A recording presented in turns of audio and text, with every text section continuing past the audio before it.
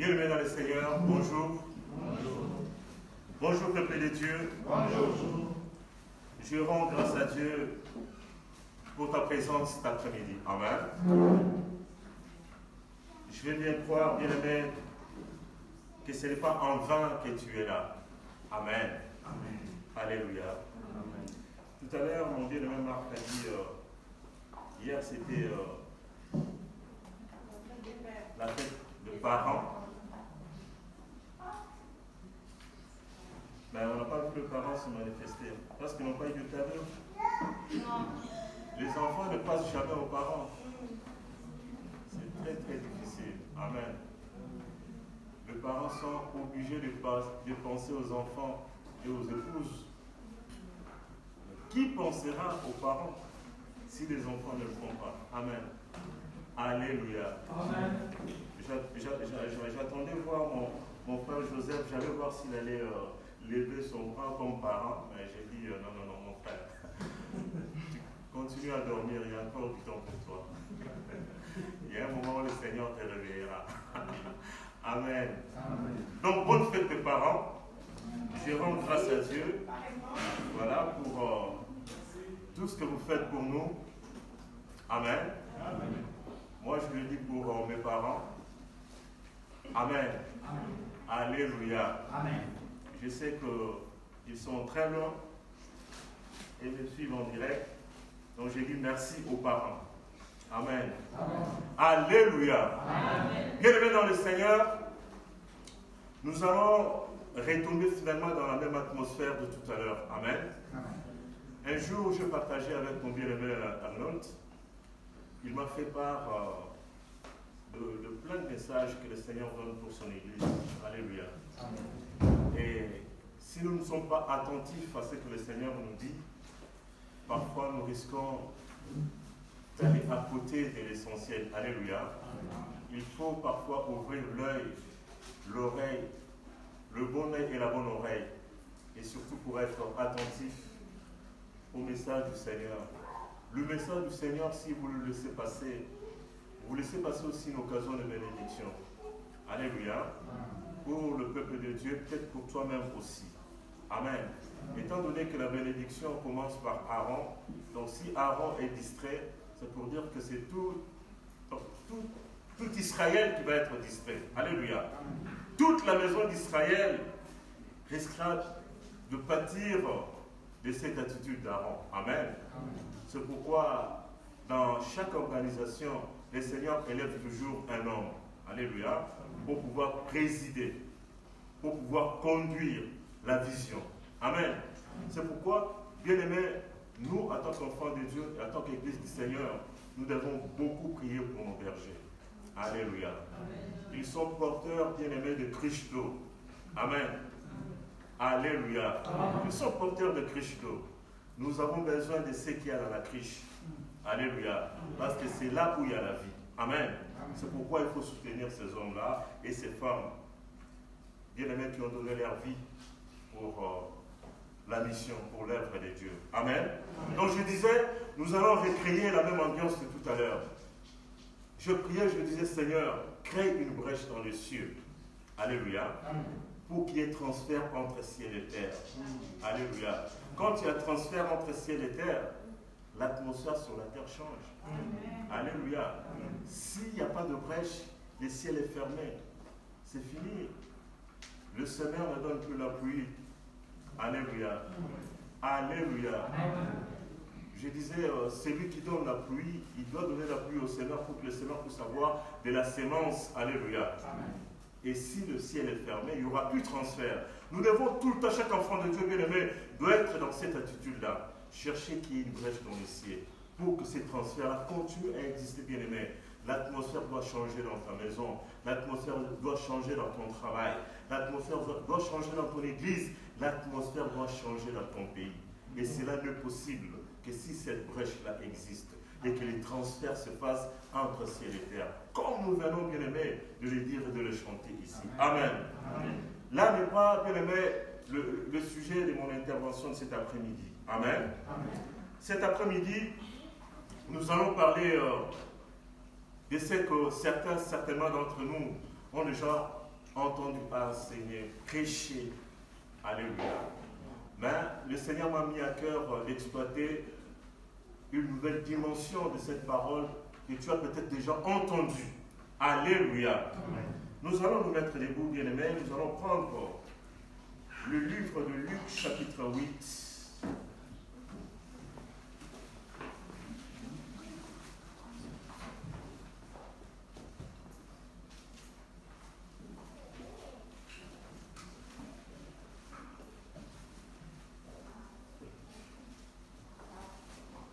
Je vais prendre le verset 43 et 46.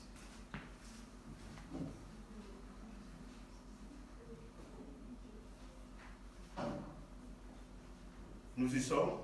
Amen. Amen. Luc chapitre 8, verset 43 à 46.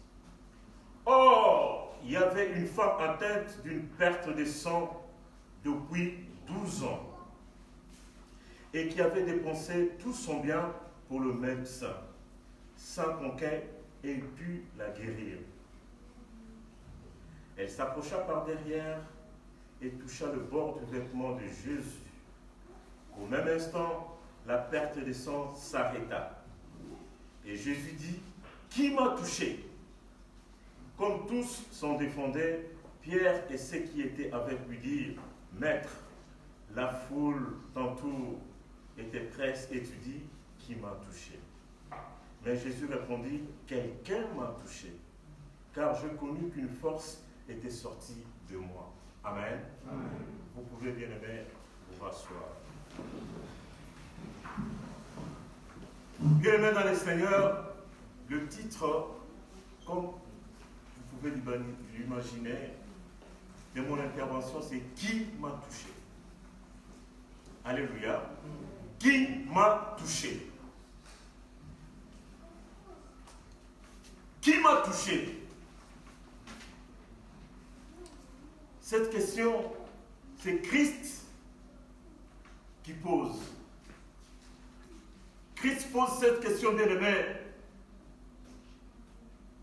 non pas à la femme qui avait la perte de sang pendant 12 ans, mais Christ pose la question à la foule. Alléluia. Amen. Qui était dans cette foule? Il y avait des contradicteurs, il y avait ses ennemis, il y avait des curieux, il y avait des disciples, il y avait ce qui était venu écouter, c'est Jésus. C'est des curieux. Donc une foule, bien aimée, comme on dit, hétéroclite. On pouvait trouver toutes sortes de croyances dans cette foule. Et c'est à cette foule que Christ pose la question. Qui m'a touché? Amen. Amen. La foule, bien aimée, ça peut être aussi l'image de l'Église d'aujourd'hui. L'Église d'aujourd'hui, bien aimé, ne pas que constituer des enfants de Dieu. Je bénis le Seigneur. Je suppose que nous tous qui sommes là sommes enfants de Dieu. Amen. Amen. Mais nous pouvons aussi recevoir parmi nous des curieux. Une personne qui passait par là, qui entend la douce musique, dit, mais je veux voir ce qui se passe là-bas. Amen. Il peut rentrer dans la salle. On ne va pas lui fermer la porte. Amen. Il peut y avoir, bien aimé, dans l'église du Seigneur, quelqu'un qui a été invité par une sœur, un frère de l'église, qui lui dit, venez voir ce qui se passe chez nous. Amen. Amen. C'est l'invitation que Philippe avait donnée à Nathanaël. Viens et vois. Il y a des viens et voir aussi au milieu de nous. Alléluia. Amen. Des gens qui n'acceptent quand ils voient. Tu peux beau lui dire en aparté, il dit non, il faut que je sois sur place pour que je vois. Appelle-les bien-aimés. Alléluia. Ce ne sera pas toi, mais ce sera Christ. Alléluia. Parce que le dernier mot appartient à Christ. Bien-aimés dans le Seigneur, telle est aussi l'image de l'Église aujourd'hui. Nous trouvons toutes sortes de personnes. C'est pour dire qu'au milieu de nous, bien-aimés, nous venons tous avec une certaine attitude vis-à-vis de notre Seigneur. Alléluia. Chacun prépare depuis chez lui.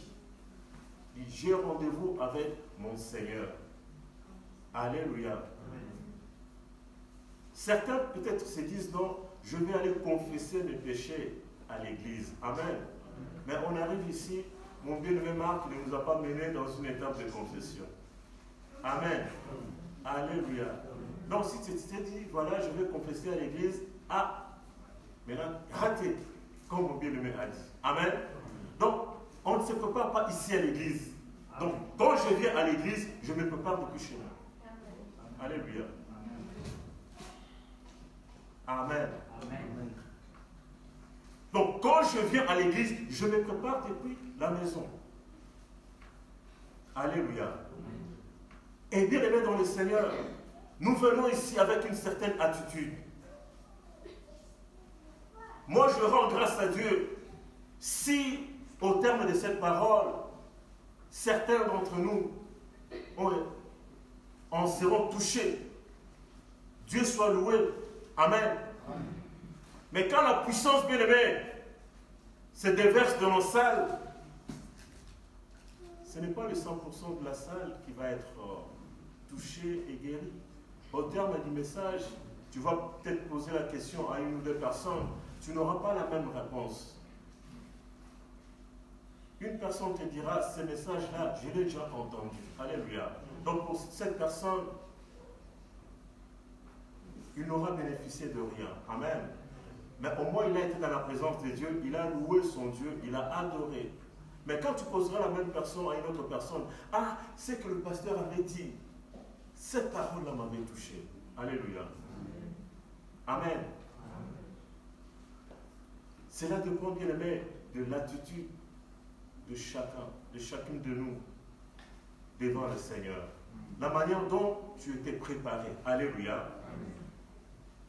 Tu n'es pas venu en curieux. Alléluia. Voir ce qui se passe. Mais beaucoup d'entre nous ont été aussi péchés comme ça dans l'œuvre du Seigneur. Ils se sont dit, je veux aller voir ce qui se passe. Et ils sont tombés. Alléluia. Amen. Dans le piège du Seigneur. Le bon piège du Seigneur. Amen. Et ils ne sont plus répartis. Alléluia. Amen. Moi, bien aimé, c'est un peu l'image de cette dame. 12 ans de vie difficile. La perte de sang, bien aimé, chez une femme, c'est une période difficile. Et beaucoup plus difficile, étant donné qu'à cette époque, quand vous lisez, bien aimé, dans le livre de Lévitique, parce que c'est le livre de Lévitique qui parle beaucoup de ces choses, Lévitique, verset 15. Une femme qui vivait cette période de perte de sang, c'était une femme qui devait rester impure jusque pendant la période. Et même juste après que cette perte de sang est finie, il devrait encore rester pendant 7 jours pour se sanctifier ou se purifier. Et à cette époque, déjà, il y avait ce que nous appelons aujourd'hui une forme de distanciation sociale. Les hommes qui ne savaient pas l'état de femme, les hommes, par prudence, ne s'approchaient pas de femmes. C'est ainsi que même dans la synagogue, vous allez trouver un côté réservé aux femmes et un autre côté réservé aux hommes. Il y avait déjà l'esprit de distanciation physique et sociale imposé par la loi à cette époque. Alléluia. Amen. Alléluia. C'était une femme bien aimée, exclue de la société. Elle ne pouvait même pas aller dans la synagogue dans cet état-là. Mais aujourd'hui, bien aimé, le rideau a été déchiré. Nous acceptons tous, c'est un peu l'arche de Noé. Alléluia. Amen. Tu viens tel que tu es. Dans tes défauts et dans tes qualités, l'Église t'ouvre les portes. Alléluia. Alléluia.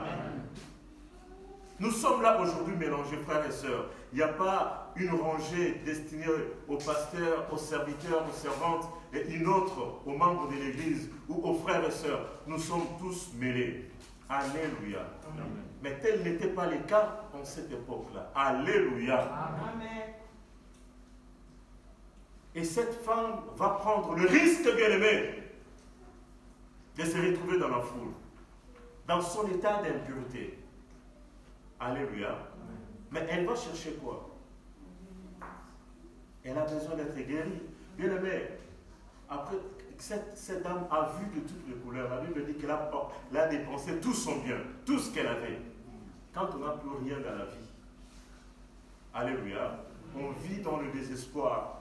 Et qu'un jour on te dit, viens, il y a une solution pour toi quelque part. Tu es prêt à tout jeter. Cette femme a dû certainement consulter les marabouts. Donc il a consulté tout le monde.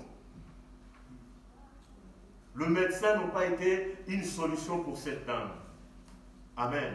Quand vous lisez dans le livre de Job, verset, je crois, chapitre 13, verset 4, Job reprend ses amis en disant, je ne vous écouterai plus. Alléluia. Moi, je mettrai ma foi dans le Seigneur, car vous êtes semblables à des médecins sans valeur. Quand un médecin devient sans valeur, c'est très, très dangereux. Alléluia. Parce que pour nous, humains, le dernier recours sur le plan physique, c'est le médecin. Amen. Même ici en Europe, le premier recours, c'est plutôt le psy. Généralement, c'est le psy qui va te guider vers le médecin. Le psy pense que le problème que mon bien-aimé Ernold est en train de traverser, c'est plus un problème psychologique. Voilà. Il va te conduire dans des bougies, il va commencer à te poser des questions, tout ça, pour ramener ton esprit, sortir de ton corps, t'amener quelque part. Il va créer un surnaturel, voilà, qui n'existe pas, mais il voudrait te rentrer là-dedans. Il pense qu'avec ça, avec le bougie, le problème pourrait être résolu. Alléluia. Amen.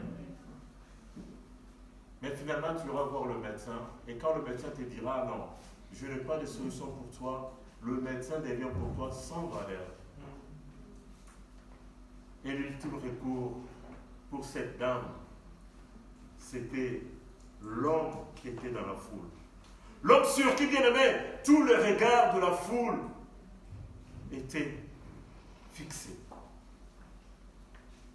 L'homme sur lequel, bien aimé, tous les regards étaient fixés. Il était là, Christ, dans la foule.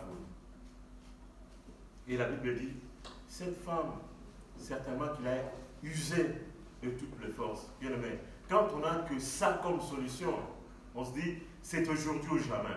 Amen. C'est aujourd'hui ou jamais. Je voulais voir un peu dans un film une femme qui se faufile au milieu des hommes. Parce que la ceinture de Christ était la composée de ses disciples et de ses apôtres. Je voudrais voir un peu comment elle avait bousculé Pierre. Amen. J'aurais voulu voir ça dans un film. Mais cette femme se disait, est-ce que l'importance, c'est de toucher tout le corps de Christ, l'embrasser, tout ça. Elle n'avait peut-être pas la possibilité de le faire. Mais dit, toucher ne serait-ce que le pan, le bord, la frange dans d'autres versions de son vêtement. Et elle a pu toucher la frange du vêtement de Christ. Je me disais, qu'est-ce que ça voudrait dire? C'est vrai, nous parlons de la foi. Elle a usé de la foi, non seulement de la foi, mais cette foi s'est exprimée aussi. Parce que la foi sans les œuvres n'est rien. Alléluia. Elle a mis sa foi en action. Elle se disait, c'est vrai que je n'ai peut-être pas la force de toucher le corps de Christ, mais le bout de ses vêtements me suffirait. Alors, la question que je me suis posée, est-ce qu'elle croyait aux vêtements ou elle croyait à la personne qui porte le vêtement? Alléluia. Alléluia. Je me suis posé une question. Si Christ avait enlevé la robe qu'il avait et qu'il avait jetée, est-ce que cette femme irait vers la robe ou continuerait plutôt à presser ou à se faufiler pour aller vers Christ? Alléluia. Nous connaissons bien aimés les hommes de Dieu qui avaient mis leur foi dans des vêtements. Alléluia. Tout un vêtement était devenu ministère. Amen. Mais Dieu merci qu'ils se sont aujourd'hui repentis et que le ministère est rentré dans l'ordre. Amen. Est-ce qu'il faut croire aux vêtements ou croire à la personne qui porte le vêtement? Alléluia. Je me disais, qu'est-ce qu'il y avait de si précieux dans cette frange, dans ces bords de vêtements? Alors, là, c'est là que j'ai essayé un peu de fouiller la Bible, jusqu'à retrouver effectivement qu'il y avait une tradition dans la loi mosaïque. Quand vous lisez dans Nombre, chapitre 15, de 38 à 40, ça vous pouvez lire à la maison parce que nous allons prier après. Dans Nombre, chapitre 15, versets 38 à 40, mais aussi dans Exode, chapitre 28, verset 31, là où Dieu va révéler à Moïse, et c'est ce que le pasteur a dit ce matin, il va donner à Moïse le vêtement qu'il va pouvoir confectionner pour Aaron et sa famille, le vêtement de la sanctificature. Et dans ce vêtement, bien aimé, il portait des franges. Alors, prenez l'image tout simplement d'une soutane d'un prêtre. Amen. Donc, c'est des soutanes qui étaient assez larges. Et il y avait des franges. Ces franges-là étaient liées par des cordons bleus. Et la Bible dit que, même quand vous lisez aussi dans Deutéronome, chapitre 22, verset 12, je vous laisse ça bien aimé pour lire à la maison. La Bible dit que ces cordons représentaient le commandement que Dieu avait donné à Moïse. C'était un souvenir, bien aimé, de commandement que le Seigneur avait imposé à tout sacrificateur, à tous les Lévites, de pouvoir porter ces robes larges avec des franges tout au bout. Il y avait au moins 4 cordons bleus sur chaque soutane. Et à chaque fois que le sacrificateur regardait ces cordons bleus, c'était un souvenir de commandement. Alléluia. Et ce matin, le pasteur a dit qu'il avait participé à la mosquée pasteur. Je l'avais suivi, voilà, à un concours des enfants qui récitaient un peu le Coran. Amen. C'était, et à leur manière, bien aimé, aussi de se souvenir de la parole, de se souvenir du commandement que Christ avait édicté, que le Seigneur avait édicté à Moïse. Amen. Donc, au bout de chaque robe, il y avait bien aimé cette frange qui était entourée de cordons qui symbolisaient le commandement ou la parole. Donc cette femme, peut-être ne connaissait pas les traditions juives, ne connaissait pas la Torah, mais quelle coïncidence heureuse pour elle, alléluia, elle est allée toucher là où il fallait toucher. Amen. Alléluia. Amen. Alléluia. Elle est allée toucher là où il fallait toucher. Toucher au souvenir de commandement, toucher à la parole. Amen. Mais je me dis, non, c'est assez curieux. Mais à cette époque-là, Christ n'était pas le seul à porter la robe et aussi le cordon autour de cette robe. Amen. Mais le religieux dans le synagogue avait aussi le même robe. Alléluia. Mais cette femme a dû certainement voir aussi les religieux. Elle a été aussi en contact, bien aimé, de ces religieux. Moi, je les appelle de légalistes. Des gens qui appliquent la loi à la lettre. Amen. Mais je voudrais dire, bien aimé, la loi, c'est la lettre. Amen. Mais la lettre, sans esprit, cette lettre n'a pas de puissance. Alléluia. C'est pourquoi la Bible dit, dans 2 Corinthiens, je pense chapitre 3, versets 6 et 7, la lettre tue, mais l'esprit vivifie. Alléluia. Voilà le reproche que d'ailleurs Christ va faire à ces religieux. Et ça, je vais lire dans Matthieu chapitre 23, verset 5.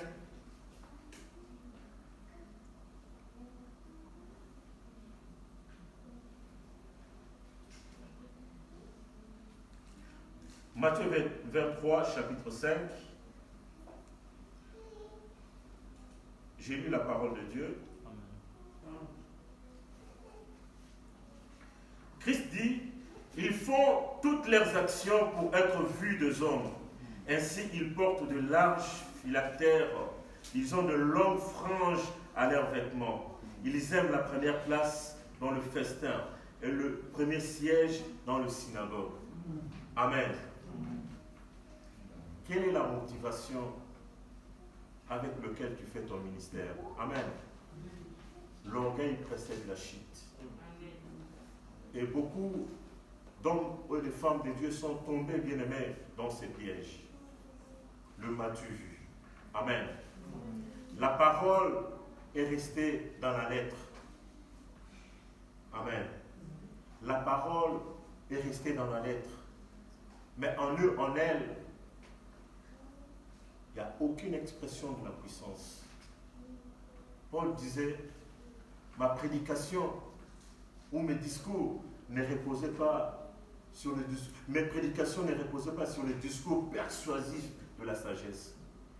Mais les discours de Paul étaient une démonstration de puissance et d'esprit. Alléluia. Mais pourtant, physiquement, c'était un homme faible qui a prié 3 fois pour que l'Éternel puisse enlever cette faiblesse de la chair qui était en lui. Mais Christ lui a dit, ma grâce te suffit, car ma puissance s'accomplira dans ta faiblesse. Alléluia. Bien-aimé, la lettre doit être suivie de la puissance. Amen. La parole doit être suivie dans la puissance. Et je me rappelle encore, en début d'année, le pasteur nous a révélé un message qu'il avait reçu pour le Seigneur. Dans Apocalypse 3. Le pasteur nous avait parlé de l'église de Philadelphie. Cette église qui avait l'avantage de garder la parole, mais en même temps, Christ avait dit que cette église était de peu de puissance. Amen. Ça, c'est l'image que Christ avait montrée à notre église. Moi, quand Christ dit que notre église a gardé la parole, je dis gloire à Dieu. Cette église est de peu de puissance, je dis gloire à Dieu. Parce que si aujourd'hui, nous devrons bien aimer nous accrocher à la puissance de l'église pour faire l'œuvre du Seigneur, nous ne serons plus tributaires ou dépendants de Jésus. Voilà pourquoi nous devons toujours bien aimer être accrochés à Christ. Pour que même dans la puissance ou dans la faiblesse, que nous puissions tous dépendre de Christ. Et c'était le cas de Paul. Sa faiblesse physique, bien aimé, n'a pas empêché que cet homme exerce, bien aimé, le plus grand ministère parmi les disciples. Christ va lui dire, ma puissance s'accomplira dans ta faiblesse. Alléluia. La lettre doit être accompagnée, bien aimé, de l'esprit. Amen. Amen. C'est pourquoi, dans Ecclésiaste 9, 8, le sage va dire, qu'en tout temps tes vêtements soient blancs et que l'huile ne manque pas sur la tête. Le vêtement, bien aimé, c'est le signe du ministère. Amen. Le vêtement, c'est le ministère que chacun de nous a. Le vêtement, c'est l'engagement que tu as dans le Seigneur. Amen. Mais cet engagement, ce ministère, bien aimé, doit s'accomplir dans la sanctification. C'est ça le terme blanc que le sage utilise. Mais à côté de ça, il faut aussi l'huile. Il faut aussi la puissance. La lettre tue, mais l'esprit, au travers de la puissance, donne la vie. Donc ici, bien aimé, cette femme a touché là où il fallait toucher, à la parole. Amen. Mais seulement il n'a pas touché à la parole, mais il a touché aussi à la puissance qui détenait la personne qui portait la robe. Cette dame bien-aimée n'a pas mis sa foi dans la robe, mais dans la personne qui portait la robe. Alléluia.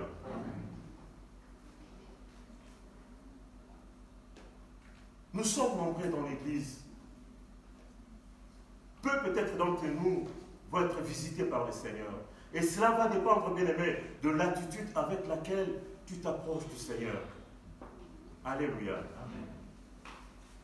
Si tu penses que tu peux encore tout seul te retrouver, gloire à Dieu, tu n'as pas besoin du Seigneur. Et je pense que parmi nous, 99% d'entre nous, nous avons besoin de la grâce du Seigneur. Nous avons besoin de la puissance du Seigneur. Cette église a besoin aussi de la manifestation de la puissance de Dieu. Alléluia. Mais l'attitude de cette femme, bien aimée, au-delà de la foi qu'elle a exprimée, mais l'attitude de cette femme démontre aussi, bien aimé, un certain culte de personnalité. Alléluia. Chercher à tout prix à toucher le vêtement d'une personne. Tout ça. Mais là, si tu es en train de rendre un culte, nous connaissons nos stars au pays, même ici.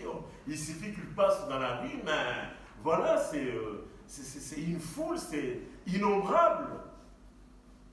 Voilà pourquoi quand une star arrive, on prend toutes les mesures de sécurité possibles pour que personne ne s'approche tout près de lui. Ça s'appelle l'idolâtrie. Alléluia. Amen. Donc cette femme était en train d'idolâtrer Christ. Et l'idolâtrie du Christ, nous appelons ça adoration.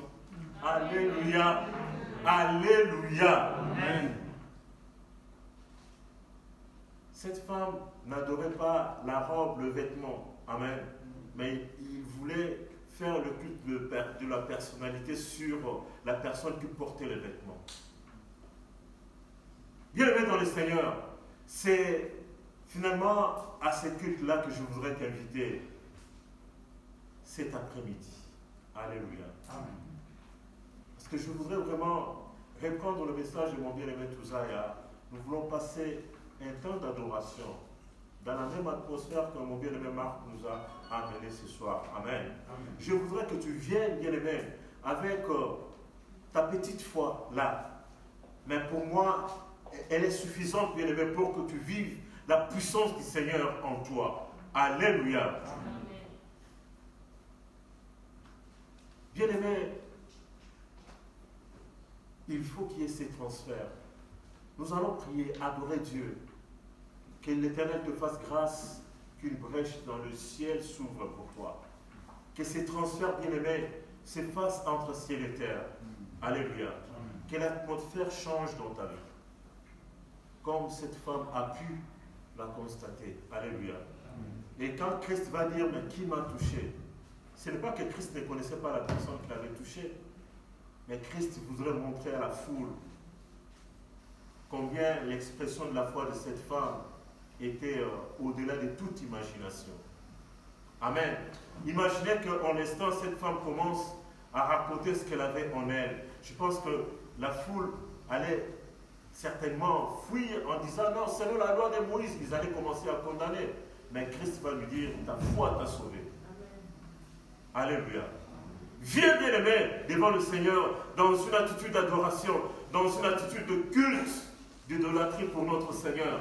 Nous voulons idolâtrer notre Seigneur cet après-midi. Alléluia. Amen. Mais dans une attitude d'adoration, peut-être que tu n'as jamais connu. Alléluia. Amen. Nous allons adorer pour qu'il y ait ces transferts entre ciel et terre. Alléluia. Des choses, bien-aimés, doivent changer dans ta vie, dans ta maison, bien-aimé, dans tes projets. Des choses doivent changer. Mais il faut que tu viennes dans une attitude d'humilité, de quelqu'un qui attend de recevoir quelque chose. Amen. Quand tu te crois suffisant, le Seigneur ne fera rien dans ta vie. Mais quand tu arrives devant le Seigneur dans une attitude, bien-aimée, d'humilité, de quelqu'un qui attend à recevoir quelque chose de la part du Seigneur, oh bien-aimé, tu ne sortiras pas d'ici si tu n'as pas été visité par le Seigneur. Amen. Nous sommes nombreux. Mais qui touche réellement le Seigneur dans sa prière? Qui va toucher réellement le Seigneur dans sa prière? Alléluia. C'est quelqu'un qui vient avec une attitude d'adoration. C'est quelqu'un qui s'est dit, ce n'est pas maintenant de la puissance. Alléluia. Christ a senti, bien-aimé, en lui, la puissance sortie. Amen. Alléluia. Amen. Il était corporellement humain, mais 100% Dieu. Alléluia. La Bible dit, toute la divinité habita en lui, corporellement. Toute la divinité. Et nous voulons, bien aimé, aller toucher cette divinité. Aujourd'hui, physiquement, tu ne le vois pas, mais il est assis à la droite du Père, bien aimé. Nous voulons monter, aller jusqu'au trône, toucher le bord de son vêtement. Il est assis sur le trône de majesté. Mais nous voulons, bien aimé, dans une attitude bien-aimé, d'adoration, allez toucher le pan de Dieu. Allez toucher ce cordon bleu, qui est la solution, bien-aimé, pour toi. La Bible dit, et ça le pasteur aime souvent le rappeler, il envoya sa parole dans leur détresse. Et quand ils crièrent, bien-aimé, c'est la parole qui a porté la solution. Le cordon bleu. Le bleu, bien-aimé, signe du ciel. Le transfert doit se faire cet après-midi. Mais ce sera, bien-aimé, dans une attitude d'adoration. Lève-toi, alors Dieu. Je vais inviter mes bien-aimés chantres. Alléluia. Cet après-midi est pour toi, ma soeur. Cet après-midi est pour toi. Cet après-midi est pour toi. Ne laisse pas passer cette occasion. Le Seigneur a dit, au travers de mon bien-aimé, son serviteur Moulos, il a besoin que les gens l'adorent dans cette église. Il a besoin de cette atmosphère d'adoration. Nous allons monter, aller toucher au pan de sa robe. Dieu des cieux, qu'il ouvre une brèche pour toi. Que ce transfert descende, bien-aimé, dans ta vie. Que l'atmosphère change. Que les choses changent dans ta maison cet après-midi. Reçois cette parole de foi.